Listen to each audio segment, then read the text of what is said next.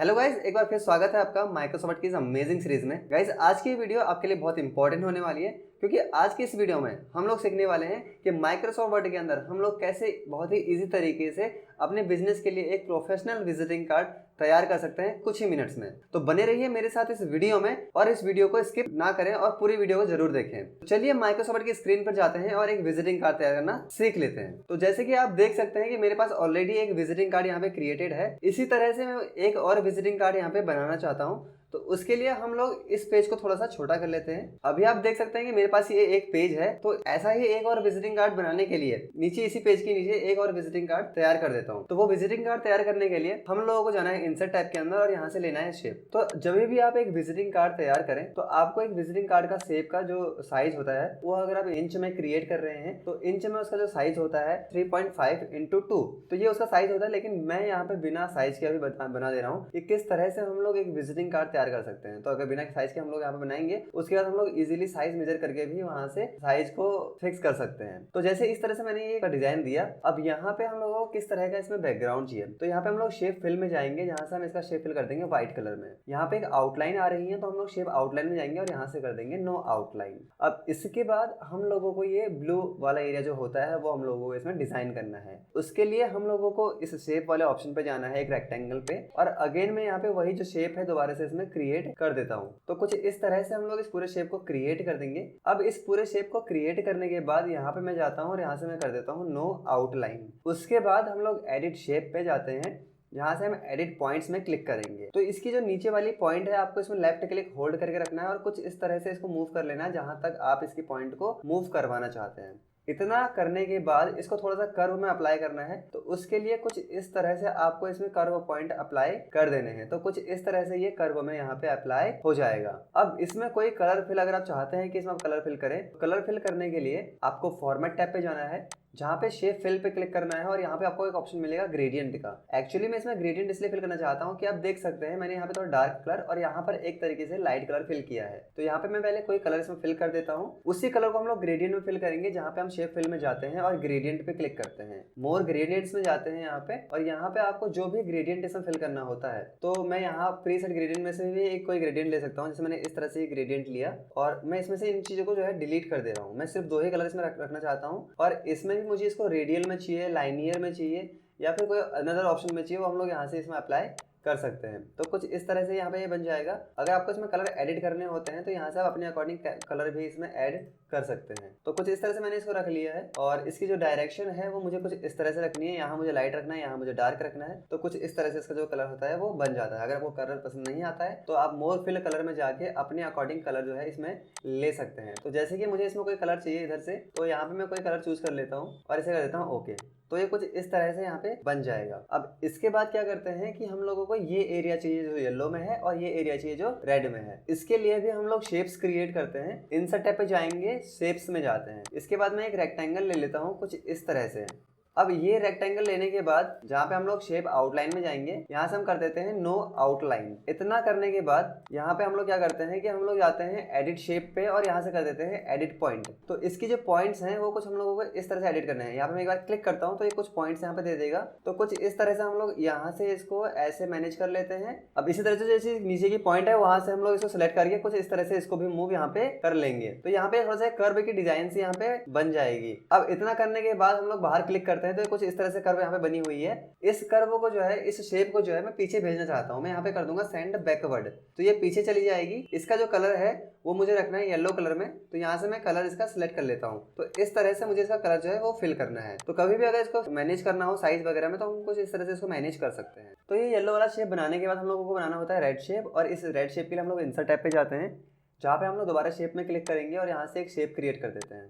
तो कुछ इस तरह से मैं यहाँ पे एक रेक्टेंगल क्रिएट कर दे रहा हूँ। अब इस रेक्टेंगल को क्रिएट करने के बाद इसके पॉइंट हमें एडिट करने हैं। तो उसके लिए हम लोग क्या करते हैं, उसके लिए हम लोग एडिट शेप में जाते हैं और एडिट पॉइंट पे क्लिक करते हैं। तो इसका जो टॉप वाला पॉइंट है उसको कुछ इस तरह से सिलेक्ट कर लेते हैं। तो ये हमें कहाँ तक चाहिए हम लोग वहाँ तक इसको सिलेक्ट कर लेंगे कुछ इस तरह से। इसको थोड़ा छोटा कर लेंगे। अब इसके बाद इसके जो पॉइंट एडिट करने हैं वो हम लोग यहाँ पे इसको इस तरह से एडिट कर लेंगे। टॉप साइड से और बॉटम साइड से जितने भी इसके पॉइंट हम लोगों को एडिट करने होते हैं वो हम लोग कुछ इस तरह से इसको एडिट कर लेंगे जितना कर्व में हम लोगों को इसे मैनेज करना है। तो यहाँ से मैनेज हो जाएगा। उसी तरह से हम लोग इसको यहाँ पे मैनेज कर लेते हैं। तो कितना हमें मैनेज करना है वो हम लोग यहाँ से इसको एडजस्ट कर लेंगे। इतना करने के बाद इस पर हम लोग क्लिक करते हैं और फॉर्मेट पे जाने के बाद सेंड बैकवर्ड कर देते हैं। इसको सेंड बैकवर्ड करने से कुछ इस तरह से यहाँ पे अप्लाई हो जाएगा। अभी मैं इसको रफली कर ले रहा हूँ, जब आप बनाएंगे तो इसे इजीली आप बना सकते हैं। तो मैं इसको फिलहाल इस तरह से अप साइड में रख ले रहा हूँ और उसी तरह से येलो वाले को थोड़ा सा मैं बैक कर दे रहा हूँ। तो ये कुछ इस तरह से इसमें डिजाइन क्रिएट हो जाएगी। उसके बाद इसमें ऑप्शन आता है लिखने का या फिर इसमें आइकन्स इंसर्ट करने का। तो सबसे पहले मैं इसमें लिखने का काम कर लेता हूँ। जैसे कि इसमें लिखा हुआ है ये वाला पोर्शन, तो उसके लिए हम लोग इंसर्ट टैब के अंदर जाते हैं, जहाँ पे हम लोग वर्ड आर्ट पे क्लिक करेंगे और यहाँ से कोई स्टाइल वर्ड आर्ट की सिलेक्ट कर लेंगे। तो वर्ड आर्ट का बेनिफिट ये होता है कि उसको आप कहीं भी मूव कर सकते हैं। अब इसके अंदर आपको जो भी लिखना है वो बहुत ही छोटी साइज में लिखना है, तो उसके लिए हम लोग होम टैब पे जाते हैं और इसका जो साइज है वो हम लोग यहाँ से छोटा कर लेते हैं। कुछ इस तरह से मैं इसका साइज मेंटेन कर लेता हूँ और जो भी मुझे इसमें लिखना है उसकी जो फॉन्ट की स्टाइल है, अगर आपको दूसरी चाहिए होती है तो यहाँ से आप सिलेक्ट कर सकते हैं। तो जैसे मैंने कॉमिक साइंस वाली इसमें सिलेक्ट कर लिया। अब जो भी इसके अंदर मुझे लिखना है वो मैं यहाँ पे टाइप कर लेता हूँ।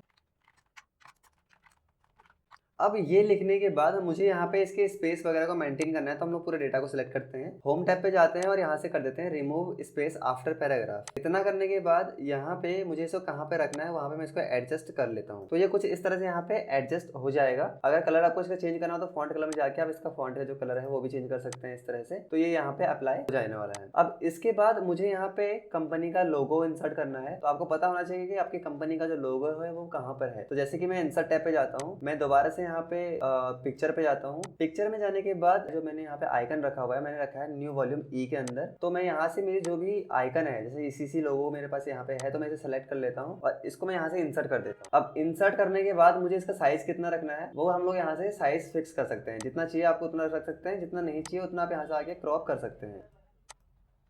तो जो एक्स्ट्रा चीज इसमें है वो मैं यहाँ से रिमूव कर दे रहा हूँ, क्रॉप कर देता हूँ यहाँ से। तो कुछ यहाँ पे इस तरह से बनाइए। अगर इसका साइज छोटा करना है तो इस तरह से आप साइज छोटा करिए। अब इसको मूव करने के लिए आपको फॉर्मेट टैब पे जाना है, टेक्स्ट रैप पे जाना है और यहाँ से कर देना है इन फ्रंट ऑफ टेक्स्ट। ये करने के बाद इसको आप इस तरह से शेप को एडजस्ट कर लीजिए कहाँ पर इसको आपको रखना है। अगर आप यहाँ से चाहते हैं कि बैकग्राउंड में चली जाए तो आपको क्या करना है, सेंड बैकवर्ड कर देना है इस तरह से। तो ये कुछ इस तरह से हमने यहाँ पे लोगो भी इसमें इंसर्ट कर दिया है। इसके बाद हम लोग बात करते हैं इसे राइट वाले पोर्शन की। तो टॉप में मुझे इसमें लिखना है मोहित सिंह, जो कि मुझे अपना नाम लिखना है इसमें। तो उसके लिए हम लोगों को बार बार वर्ड आर्ट में जाने की जरूरत है नहीं। तो हम लोगों ने जो पहले से लिखा हुआ है उसी को मैं सिलेक्ट कर लेता हूँ, कंट्रोल सी से हम लोग कॉपी कर लेते हैं और उसके बाद हम लोग कंट्रोल वी से उसको पेस्ट कर देते हैं। तो जैसे मैंने पेस्ट किया तो वो यहाँ पे आ गया है और उसके बाद यहाँ पे मैं जो भी इसके अंदर लिखना चाहता हूँ वो मैं इसमें ट्राई कर सकता हूँ। तो मैंने इसमें इस सारी चीज़ों को हटा दिया और जो भी मुझे इसमें लिखना है वो हम लोग इसमें लिख लेते हैं।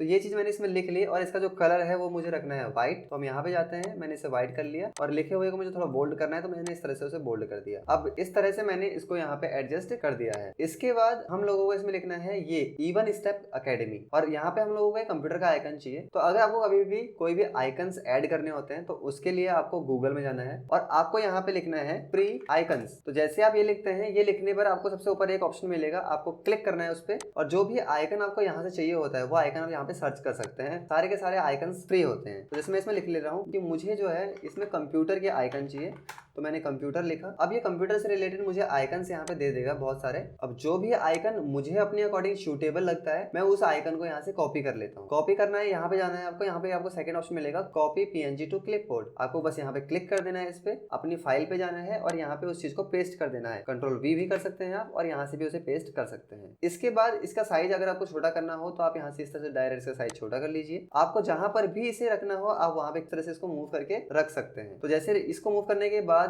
मुझे यहाँ पे लिखना है इवन स्टेप अकेडमी। तो मैंने यहाँ पे कुछ अलग साइन लिया था, यहाँ पे मैं अलग साइन ले रहा हूँ। तो इवन स्टेप अकेडमी लिखने के लिए मैं इस मोहित सिंह को सिलेक्ट कर लेता हूँ और इस पूरे बॉक्स को कॉपी कर लेता हूँ। उसके बाद मैं कर लेता हूँ पेस्ट। तो ये वहीं पे पेस्ट हो गया। मैं इसको मूव कर लेता हूँ, कुछ इस तरह से यहाँ पे रख लेते हैं। इसके अंदर जो भी चीज मुझे लिखनी होती है वो मैं इसमें टाइप कर देता हूँ। अब ये लिखने के बाद अगर मुझे इसे थोड़ा बहुत फॉर्मेट करना हो तो मैं इजीली जाता हूँ यहाँ पे इस ऑप्शन पे और जहाँ से मुझे जो भी इसकी फॉन्ट स्टाइल चाहिए होती है वो फॉन्ट स्टाइल यहाँ से उसकी सेलेक्ट कर सकता हूँ। तो यहाँ पे आई थिंक ये वाली स्टाइल इसमें लगी हुई है, मैं इसे सेलेक्ट कर ले रहा हूँ। इसका साइज जो इसके अंदर लिखा हुआ है उसे मैं इंक्रीज कर देता हूँ यहाँ से। तो ये कुछ इस तरह से यहाँ पे इवन स्टेप अकेडमी जो है वो लिखा हुआ आ जाएगा। अब मैं इसको इस तरह से यहाँ पे मूव करके एडजस्ट कर लेता हूँ। ये यहाँ पे एडजस्ट हो गया है। इसके बाद मुझे यहाँ पे नंबर लिखना है, ईमेल एड्रेस लिखना है और एड्रेस लिखना है। तो इस चीज के लिए हम लोग क्या करते हैं, पहले हम लोगों को इसमें आइकन अटैच करने हैं। उसके लिए हम लोग गूगल पे जाते हैं और इसमें आइकन लिखते हैं जो भी हम लोगों को चाहिए। तो मुझे यहाँ पे कॉल का आइकन चाहिए तो हम लोग कॉल लिखते हैं, तो हमें कॉल का आइकन यहाँ पे दे देगा और उस कॉल के आइकन को जो भी हम लोगों को सूटेबल लगता है अपने अकॉर्डिंग उसको हम लोग यहाँ से कॉपी कर लेंगे। कॉपी करने के बाद आपको एमएस वर्ड में जाना है और यहाँ पे पेस्ट कर देना है, कंट्रोल प्लस वी। इसका साइज आपको छोटा कर लेना है यहाँ से। तो मैं इस साइज जो है इस तरह से छोटा कर ले रहा हूँ। छोटा करने के बाद इसको मूव कर देते हैं जहाँ पे भी इसको रखना है और इसको रखने के बाद अगर आप चाहते हैं कि इसी तरह से इसके कलर्स भी चेंज हो जाएं तो इस तरह से आप आराम से इसके कलर चेंज कर सकते हैं। फॉर्मेट फॉर्मेट टैब में जाकर यहाँ पे आपको मिलेगा ऑप्शन कलर का, तो जो भी आपको कलर सही लगे वो आप यहाँ से चूज कर सकते हैं। तो जैसे कि मैंने यहाँ पे प्रीवियस कलर ही इसका ले लिया है, तो ये कुछ इस तरह से यहाँ पे बन जाएगा। अब इसके बाद हम लोगों को इसमें मोबाइल नंबर लिखना है, तो उसके लिए हम लोग क्या करते हैं कि जैसे पिछले टेक्स्ट को हम लोग सेलेक्ट करते हैं और इसे कॉपी कर लेते हैं। कॉपी करने के बाद पेस्ट कर लेते हैं और उस टेक्स्ट को मूव कर लेते हैं वहाँ पे। तो इस पूरे को मैं सिलेक्ट करके डिलीट कर देता हूँ और इसके अंदर मोबाइल नंबर ऐड कर देता हूँ। तो कुछ इस तरह से मैंने इसमें मोबाइल नंबर अपना इंसर्ट कर दिया है। और अगर इसकी फॉन्ट की स्टाइल चेंज करनी हो तो आप होम टैब पे जाइए और यहाँ से आगे कोई भी फॉन्ट स्टाइल की अप्लाई कर सकते हैं। तो मैंने इसमें कैलिबरी रख लिया और इसका साइज इंक्रीज करना होता है तो हम लोग इसका साइज इंक्रीज कर सकते हैं। इसके बाद हम लोग को इसमें ईमेल एड्रेस ऐड करना है, उसके लिए हम लोग गूगल टैब पे जाते हैं। यहाँ पे हम लोग सेलेक्ट कर लेते हैं, मतलब लिख लेते हैं इसके अंदर, मैंने इसमें लिखा मेल। जैसे हम लोग एंटर प्रेस करते हैं और ये क्या करेगा, मेल से रिलेटेड हमारे आइकन्स फाइंड करेगा। अब जो भी आइकन आपको सूटेबल लगता है अपने डॉक्यूमेंट के लिए वो आइकन आपको यहाँ से सिलेक्ट कर लेना है और कॉपी कर लेना है। तो मुझे यहाँ पे जो भी आइकन सही लगेगा मैं यहाँ से वो सिलेक्ट करके इसे कॉपी कर लेता हूँ। फॉर एग्जाम्पल मैं पिछले वाले डॉक्यूमेंट की तरह इसको सिलेक्ट कर ले रहा हूँ और इसे कॉपी कर लेता हूँ। फिर मैं जाता हूँ इसमें और इसे कर देता हूँ पेस्ट। Ctrl+V करने पर आपका यहाँ पे आइकन आ जाएगा। आपको फॉर्मेट टैब पे जाना है, रैप टेक्स्ट में क्लिक करना है और यहाँ से कर देना है इन फ्रंट ऑफ टेक्स्ट। ये करने के बाद यहाँ पे इसका कलर जो भी रखना है आपको यहाँ से वो कलर सेलेक्ट कर लीजिए। अब जो साइज इसका है वही साइज मुझे इसका भी रखना है, तो इसका साइज है 0.68। उस तरह से हम लोग यहाँ पे क्लिक करते हैं और इसका साइज रख लेते हैं यहाँ पे 0.68। ये रखने के बाद ये साइज कुछ इस तरह से यहाँ पे आ जाएगा और इसको हम लोग मूव करके इस तरह से यहाँ पे रख लेते हैं और एडजस्ट कर लेते हैं। अब इसके अंदर मुझे ईमेल एड्रेस टाइप करना है, तो मैं पहले इसको सिलेक्ट कर लेता हूँ और इसे मैं कॉपी कर लेता हूँ। कॉपी करने के बाद मैं इसे कर देता हूँ पेस्ट। पेस्ट करने पर मैं नीचे इसको मूव कर देता हूँ और इसके अंदर मुझे ईमेल एड्रेस लिखनी है तो वो मैं इसमें टाइप कर लेता हूँ।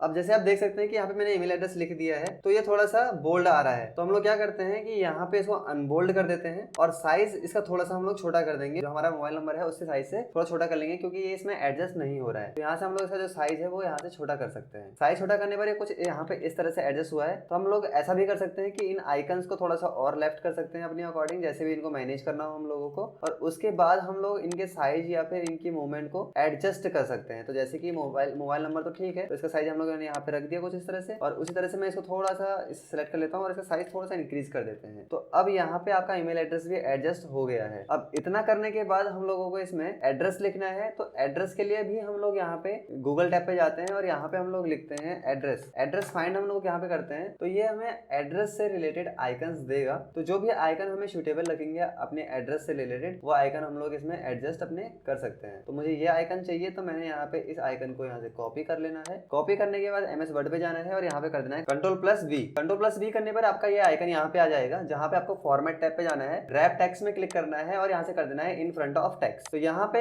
मैं इसका साइज जो है रख लेता हूँ यहाँ पे 0.68 रखने के बाद मैं कलर पे जाता हूँ और यहाँ से मैं कर लेता हूँ ग्रीन कलर। और इसको मूव करने के लिए हम लोग नीचे ले आते हैं इसको मूव करके, तो कुछ इस तरह से यहाँ पे मूव हो जाएगा। अब मुझे इसमें एड्रेस टाइप करना है, तो उसके लिए मैं ईमेल एड्रेस को सिलेक्ट करता हूँ, इसे मैं कॉपी कर लेता हूँ। कॉपी करने के बाद मैं इसे पेस्ट कर देता हूँ और नीचे ले आता हूँ और इसके अंदर जो भी एड्रेस मुझे पुट करना है वो सारा एड्रेस मैं इसके अंदर लिख लेता हूँ।